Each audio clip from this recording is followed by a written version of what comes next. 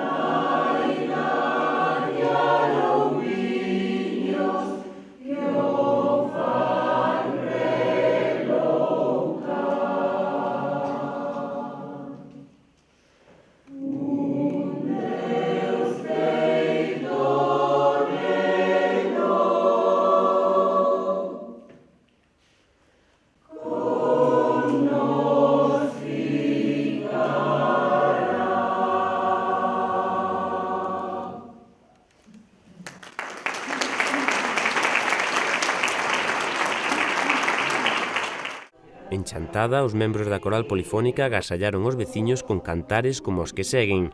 Tamén actuaron as corais de Viladauga de Laias e Santa Cruz de Ribadulla. El lobo, qué gran turrón, qué gran turrón. El lobo, qué gran turrón, qué gran turrón.